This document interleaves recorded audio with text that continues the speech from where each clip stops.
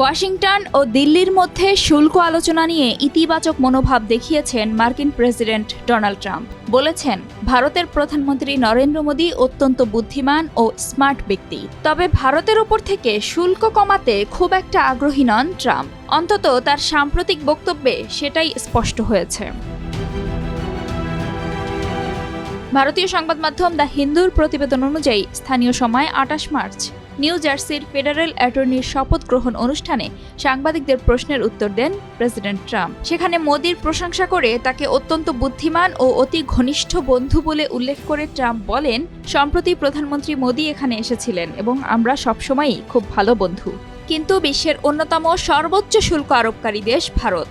তিনি একজন অত্যন্ত বুদ্ধিমান ব্যক্তি, আমার খুব ভালো বন্ধু এবং আমাদের মধ্যে খুব ভালো আলোচনাও হয়েছে। আমি মনে করি ভারত ও আমেরিকার মধ্যে খুব ভালো ভালো কাজ হবে। এমন সময়ে ট্রাম্প এই মন্তব্য করলেন যখন তিনি যুক্তরাষ্ট্রে প্রবেশ করা আমদানিকৃত সকল গাড়ির উপর 25% শুল্ক আরোপ ঘোষণা করেছেন। আগামী 2 এপ্রিল থেকে এই শুল্ক কার্যকর হবে, যার ফলে বৃদ্ধি পাবে যুক্তরাষ্ট্রে বিক্রি হওয়া প্রায় অর্ধেক গাড়িরই দাম। তার আগে থেকেই বিভিন্ন সময়ে ভারতে আমদানি উচ্চ শুল্কের বিরোধিতা করে আসছিলেন ট্রাম্প। রেসিপ্রোকাল ট্যারিফ বা পারস্পরিক শুল্ক ঘোষণার বিষয়টি গত ফেব্রুয়ারিতেই আলোচনায় ছিল। ট্রাম্প বলেছিলেন, শিগগিরই আমরা পারস্পরিক শুল্ক আরোপ করব। তারা আমাদের কাছ থেকে নেয়, এবার আমরা তাদের কাছ থেকে নেব।